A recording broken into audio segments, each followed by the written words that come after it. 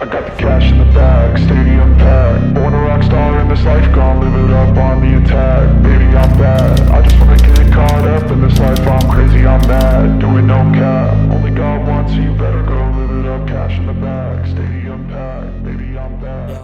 자, 오늘은 국민들에게 광역 가스라이팅을 시전하고 여중생을 무참히 살해한 이영학에 대해 알아보고자 한다.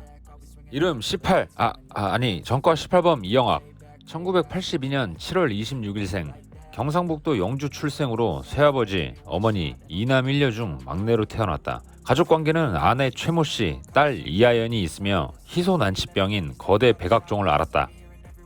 아동 청소년 성보호에 관한 법률 위반, 강간 및 살인, 마약류 관리에 관한 법률 위반, 사체 유기, 성매매 알선, 총포 도검, 화약류 등 안전 관리에 관한 법률 위반 등등의 범죄를 저지른 인물이다. 중고등학교 때부터 성습적으로 성범죄를 저질렀다. 초등학생 성폭행, 유아들에게는 성추행. 당시 모치는 치맛바람이 굉장했고 부치는 상당한 재력가였으며 고급차에 수행기사까지 있었다고 한다. 자신보다 힘이 약한 친구들을 괴롭히고 자신보다 힘이 센 친구들에게는 술값 및 유흥을 제공하면서 전형적인 강약 약강의 모습을 보였다. 중학생 때는 125cc 오토바이도 여럿 있었으며 출석 일수도 꽤나 부족했음에도 불구하고 이런 부모를 빽삼아 교장 직권남용으로 은폐, 졸업에 성공한다. 이영학은 언더도그마를 철저히 이용한 지능적인 개상노루 범죄자이다. 언더도그마란 힘의 차이를 근거로 선악을 판단하려는 오류로 사회과학에서 약자를 의미하는 언더독과 맹목적인 견해, 독단을 의미하는 도그마가 합쳐진 합성어로 힘이 있는 사람은 무조건 악하며 힘이 없는 사람은 무조건 선하다라는 인식을 말한다. 이를 이용해 이영학은 어금니 아빠의 행복이라는 책으로 여러 방송 매체 및 TV 프로그램에 출연, 희귀병을 앓고 있고 힘들게 살고 있는 모습을 어필한다.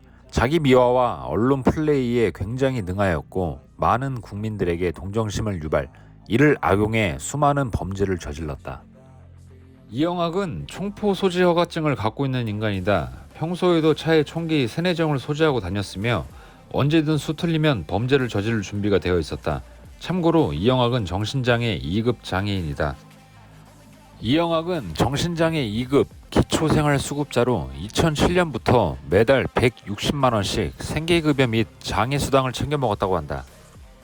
이영학에게는 딸이 한 명 있는데 딸 역시 이영학이 앓고 있는 희소난치병인 거대 백악종을 가지고 있었다. 여중생 살인사건의 공범으로 범행에 가담한 정황이 포착되는데 본인의 친구에게 수면제가 든 음료수를 먹이는 등 철저하게 자발적이면서 적극적으로 범행 계획을 도모한다.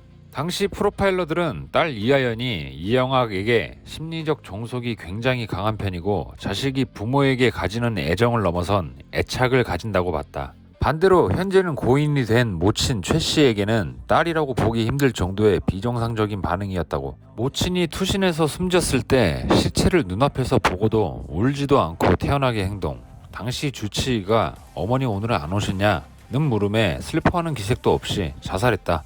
서슴지 않고 이야기했다고 한다. 이영학의 아내 최 씨는 이영학의 계부에게 성폭행을 당해 투신해서 목숨을 끊었다. 이 과정에서 이영학은 아내에게 계부랑 한 번 더 성관계를 가져 증거를 가져오라고도 했었다. 이 뭔 개소리야!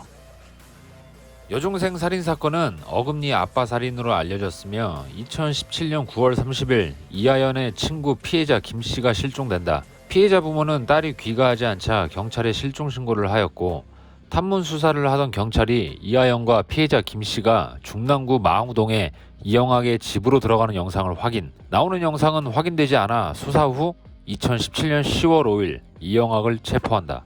당시 2017년 10월 13일 경찰 수사 결과 발표에 따르면 피해자 김씨에게 수면제를 탄 음료수를 먹이고 이영학이 성추행 중 피해자가 반항하자 발각될 것이 무서워 살해했다고 한다.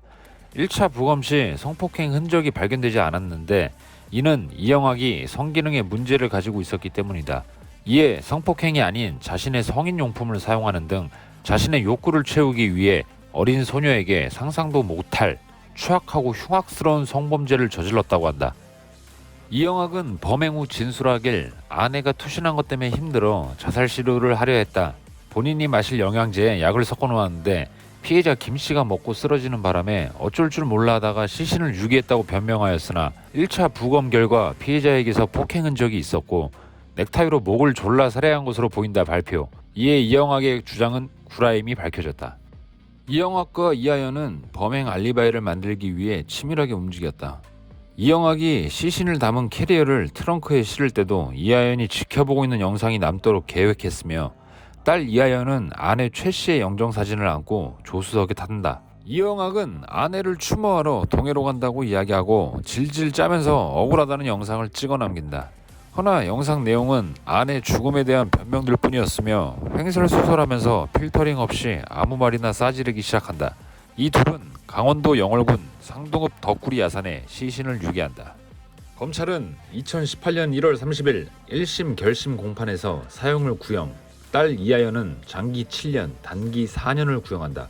이영학은 당시 최후 진술에서 피해자를 위해 기도하겠다라는 개소리를 시전한다. 피해자 아버지에게 따뜻한 밥 한 끼, 밥 한 공기 드시라는 개 연병할 훈수를 두기 시작한다. 재판장에서 이영학은 반성의 기미가 없는 알 수 없는 쌍노루 같은 소리만 해댄다.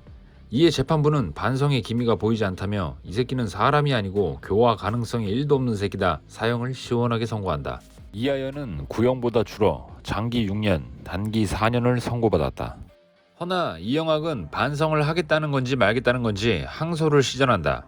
2018년 9월 6일 사형 선고에서 감형되어 무기징역을 선고받는다. 2018년 9월 12일 2심 판결에도 불복, 항소에 재미 들렸는지 상고장을 제출한다. 2018년 11월 29일 대법원과 검찰은 이영학의 상고를 모두 기각, 최종 무기징역을 확정받는다. 언더도그마 이영학 살인사건 이후로는 여론 및 커뮤니티에서도 기부와 관련된 사회 취약 계층에 대해 정상적인 후원을 받던 사람들마저도 기부가 현격하게 줄어드는 결과를 초래, 사회적으로도 쉽게 회복할 수 없는 불신과 정서적 피해를 야기하였다고 판결문에서 일컬었다. 대형 커뮤니티나 SNS에서도 갑론을박이 펼쳐졌었다. 실제로 기부 시스템에 모두가 한 번씩은 의심해봤을 것이다. 기부 대상자가 얼마나 기부를 받았는지 정확히 알 방법이 없고 시스템이 갖춰져 있지 않기 때문이다. 진짜로 기부가 필요한 결손 가정이나 희귀병 질환자들 같은 선의의 대상자들이 피해를 보기 때문에 이영학 같은 악인들을 걸러내는 시스템이 존재해야 된다고 본다. 이영학은 현재 교도소에서 나는 살인범이다라는 자서전을 쓰고 있다고 한다. 어금니 아빠의 사랑이라는 책으로 재미를 보더니 반성은커녕 아직도 정신을 못 차리고 복수를 해야 한다는 둥 정신이 혼미해지는 소리만 하고 있는데 암, 심근경색, 뇌출혈 3대 질병이 한꺼번에 와서 최대한 고통스럽게 이승과 안녕을 고했으면 한다.